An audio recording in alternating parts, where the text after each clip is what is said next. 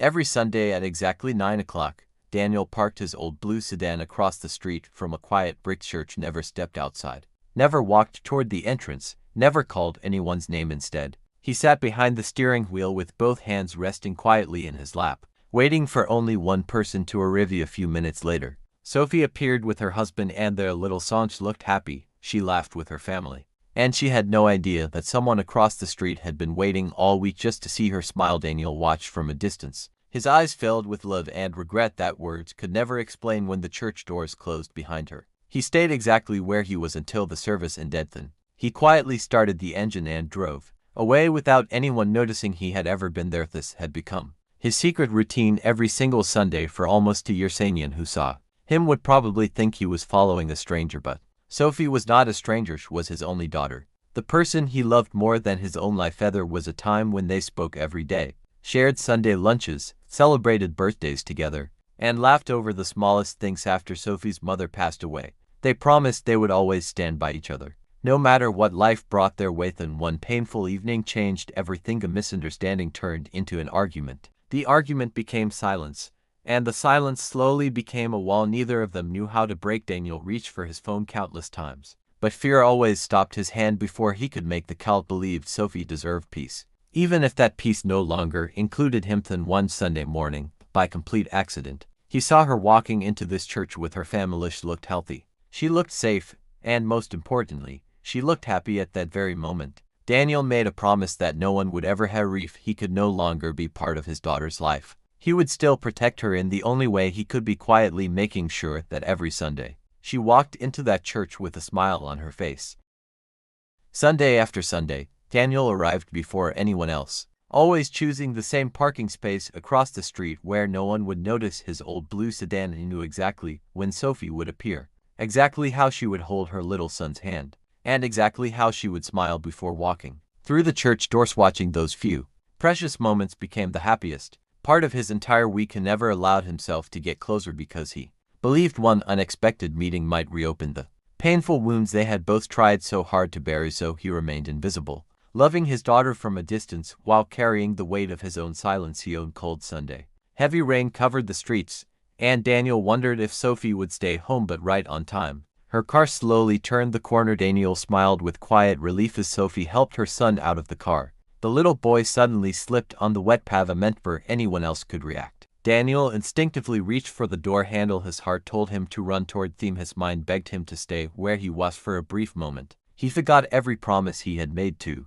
himself. Then Sophie's husband quickly lifted the little boy into his arms. Child laughed as though nothing had happened, and Daniel slowly released the door handle and leaned back into his seat. His hands were shaking. That single moment made him realize something painful. No matter how much he wanted to protect his daughter, she no longer needed him the way she once had. Yet he still returned every Sunday, not because he expected forgiveness, not because he hoped she would recognize him, but because seeing her safe gave him enough strength to face another lonely week. What Daniel never realized was that someone inside the church had finally started noticing the lonely old man sitting in the same car every single Sunday. And the very next week, everything was about to change.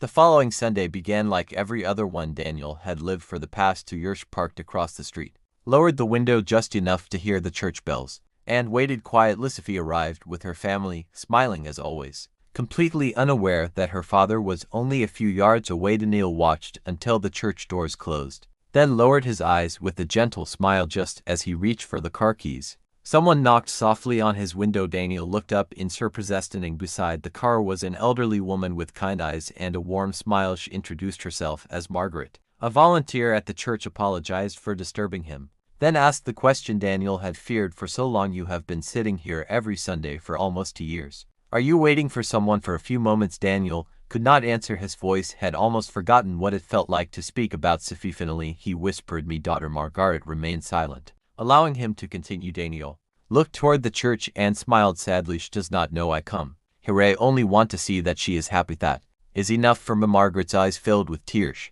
gently asked another question. If you love her this much, why have you never walked across the street? Daniel lowered his head. Because I am afraid she may turn away. I could survive being lonely, but I could never survive watching my own daughter reject me. Margaret looked at him for a long moment before softly saying something. Daniel would never forget summits. The longest distance in the world is not across a street, it is between two hearts waiting for the other to take the first step. Those words stayed with Daniel long after Margaret returned to the church for the first time in 2 years. He looked across the street and wondered if the silence between him and Sophie could finally come to an end. What he did not know was that only a few feet away, someone else had quietly overheard every single word they had spoken.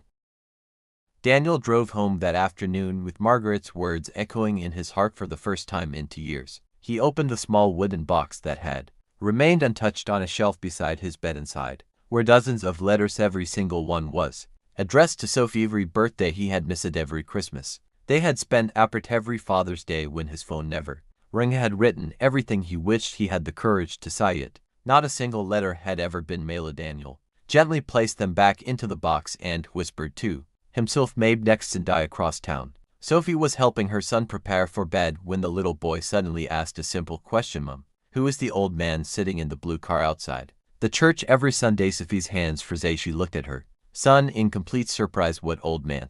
Little boy smiled innocently. "The one who always watches us before church starts, smiles every time he sees you." Sophie's heart began to race as she walked to the window and stared into the darkness, unable to explain why those words felt so familiar. That entire night she could not sleep. A face kept appearing in her memories, your father's gentle, smooth way he always waited for her after school, the way he promised he would never stop loving her. Be the next Sunday morning. Sophie had already made a quiet decision. She arrived at the church a little earlier than usual, but this time, instead of walking inside immediately, she remained near the entrance and looked across the street. A blue sedan slowly turned the corner and stopped in the exact same place. Daniel had no idea that, for the very first time in 2 years, his daughter was already waiting for him.